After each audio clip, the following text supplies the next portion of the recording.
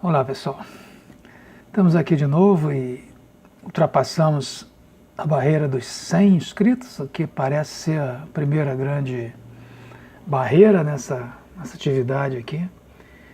E estou muito satisfeito com isso e espero que continue aí apoiando a gente. Aqueles que não assinaram, assinem aí o canal e marquem aí para receber as nossas atualizações. Hoje nós vamos falar de um assunto interessante e de bastante impacto, né, no futuro da humanidade. E vamos falar da singularidade tecnológica. Né? Eu vou me valer de um artigo que eu mesmo escrevi depois de uma pesquisa em 2005, quando eu me interessei por esse assunto. Porque naquela época eu estava com esses conceitos bem fresquinhos na cabeça. Hoje, passados 12 anos, já não está tão na minha memória esses detalhes, então eu vou me permitir me seguir o roteiro do meu próprio artigo, que vai estar na descrição, o link para quem quiser ver, porque tem muita referência sobre o tema. Eu tomei conhecimento mais ou menos nessa época, 2005, de um autor, de um matemático e físico e também escritor de ficção científica, o Vernor Vinge. Né? Nessa época ele estabeleceu as bases de um fenômeno chamado singularidade tecnológica. Né? Os cientistas conhecem mais pura e simplesmente como singularidade, né? Ponto de singularidade. Essa curiosidade me levou a uma imensa viagem aí, através de autores, além do Vinge, do Eric Dessler, do Alan Turing, né? E do Ray Kurzweil, que alguns livros eu vou mostrar, né, nesse vídeo. Né? E através também de pouca literatura em português, nessa época eu fiz esse artigo, colocando uma série de referências e também traduzi o artigo do Vernor Vinge, que foi escrito em 1993, sobre singularidade, 1993, desculpa, sobre singularidade tecnológica. Né? O que seria isso, singularidade tecnológica? Né? A partir do aceleramento do desenvolvimento, da rapidez com que a tecnologia vai evoluindo, a humanidade vai se encontrar frente a um marco no qual as inteligências super-humanas serão criadas. Né? Ou seja, a capacidade de processamento das máquinas, dos computadores, ultrapassarão a capacidade de processamento do cérebro humano. A estimativa do Vinge e mantida por quem estuda esse problema é que isso vai ocorrer, né, no final da década de 20, né? Em 2029, 2030, ou no início da próxima década de 30, deve ocorrer esse ponto de mutação. Né? Isso a gente tem que esclarecer também, que quando acontecer essa singularidade, o mundo, conforme o que a gente conhece hoje, ele deixa de existir. Né? Mas não estamos falando de nada apocalíptico, nada distópico, não é a extinção da raça humana. Na verdade, é exatamente o contrário. Não é? A potencialização da capacidade humana pela simbiose homem-máquina, né? Através da biotecnologia, do trinômio, genética, nanotecnologia, né? E biologia. Né? Então, esse trinômio na genética da nanotecnologia e da robótica, desculpa, o GNR, vai fazer com que a humanidade vai dar um salto de inteligência. Né? E o mundo não vai ser o mesmo que nós temos hoje. Vai ser uma transhumanidade, né? Onde haverá possivelmente inteligências superiores do que a do homem, artificiais. E cogita-se até, imagina-se até, que haverá a possibilidade da máquina com consciência. Né? Isso é uma discussão longa, uma discussão que envolve uma série de aspectos também, de legislação e religiosos, uma série de coisas. Né? Mas isso só vai acontecer quando as máquinas passarem no teste de Turing. Né? O Alan Turing, né, que foi um matemático, inclusive ajudou os aliados matemático inglês, ajudou os aliados durante a Segunda Guerra, ele é que decifrou o código, né, na máquina Enigma. Existe um livro muito interessante sobre a biografia dele, que depois eu vou botar também na descrição, porque eu não peguei aqui na hora de fazer esse vídeo, então vou colocar na descrição. Depois que uma máquina ultrapassar esse teste, né, que significa basicamente que a máquina, de uma certa forma, atingiu uma capacidade de pensar, né? Até hoje nenhuma máquina passou nesse teste de Turing. Esse teste basicamente são perguntas que são feitas entre o humano e a máquina, e no momento que o humano não conseguir descobrir, né, qual deles que a máquina é ou não uma máquina ou um humano, então essa máquina passa no teste de Turing, né? E os cientistas esperam que isso aconteça por volta de 2030, né? Então, nesse momento, né, estamos nos referindo também à possibilidade das máquinas alcançarem autoconhecimento, né? É o self-awareness, né?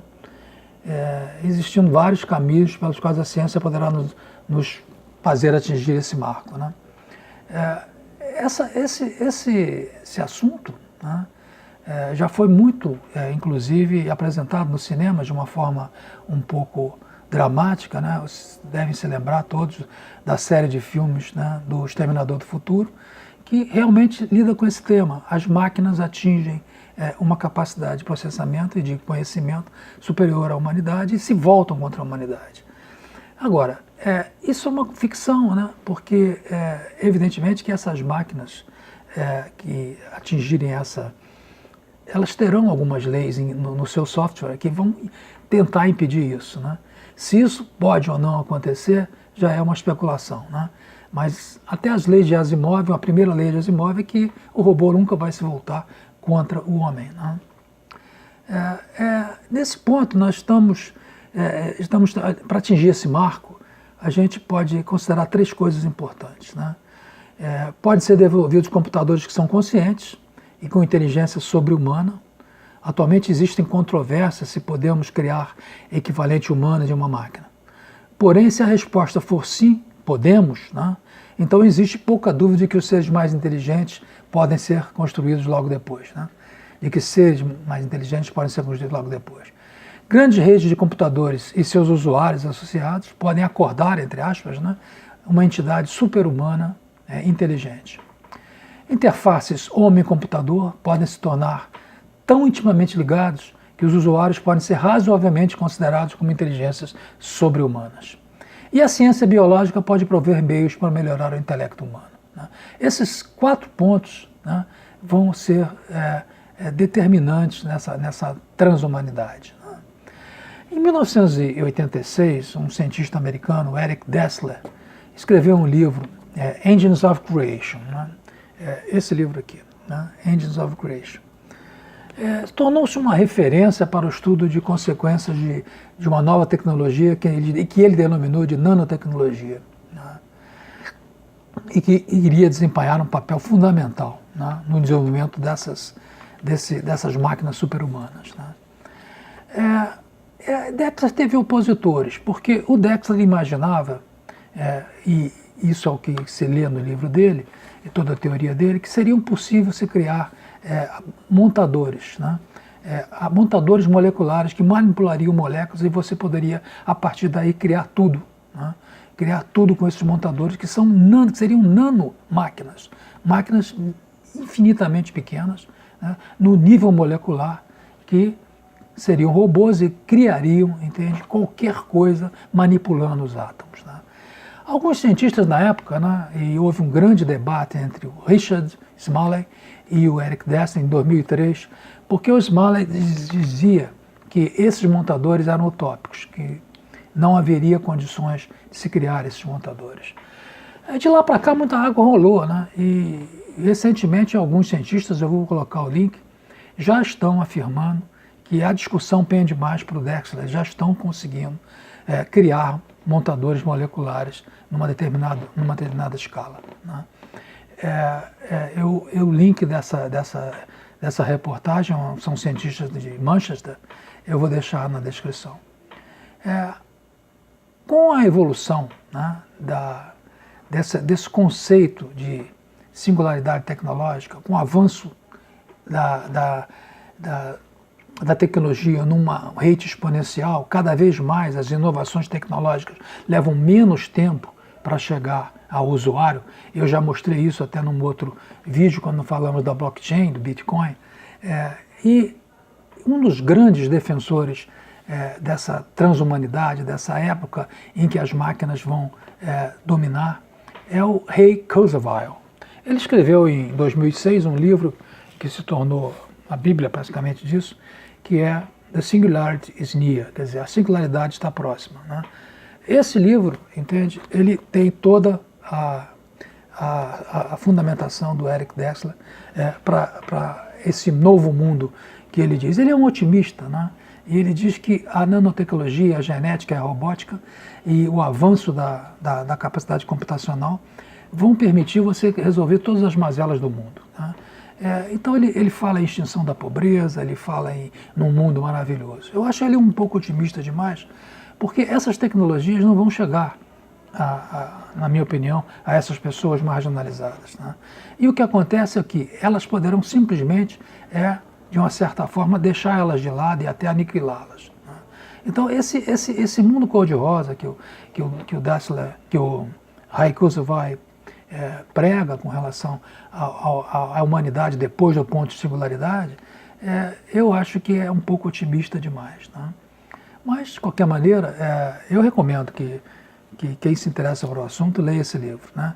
Antes desse, ele já tinha feito um best-seller. Ele é um cientista renomado, com prêmios nos Estados Unidos como inventor, entende? E antes dele, ele já tinha escrito um livro, The Age of Spiritual Machines. Era um livro em que ele também abordava isso e aventava a possibilidade de máquinas atingirem consciência, né? Self-awareness. Então, essa situação da transhumanidade, de uma humanidade com as máquinas, né, dominando, e o homem, a simbiose completa do homem na máquina, é uma coisa que assusta, porque implica também em uma série de modificações de caráter de legislação, de social, inclusive, né? Então nós estaríamos preparados para receber um mundo como esse. O Vernovinge, e eu vou botar também o link do artigo dele de 1993 que eu traduzi e botei na internet, vou deixar esse livro aí. Ele diz que, independente de se a singularidade acontecer, né, independente das restrições que a humanidade possa fazer, ela vai vir e pessoas vão se utilizar dela, porque essa é a característica, né, humana, né? Não há como segurar essas coisas, né? E por mais que se criem legislações para impedir os efeitos maléficos, porque toda tecnologia tem o lado bom, tem o lado ruim, nós hoje estamos aí com o perigo de artefatos nucleares na mão de grupos terroristas, né? Então, da mesma forma que no caso da nanotecnologia, da robótica, essas aplicações podem causar muitos riscos se não forem muito reguladas, né? Mas, como diz o Vinge, né, é impossível frear isso, né? Então, quem viver verá, né? Para mim, 2030 é muito longe, né? Eu acho que é uma meta inalcançável. Acho não, tenho certeza. É uma meta inalcançável.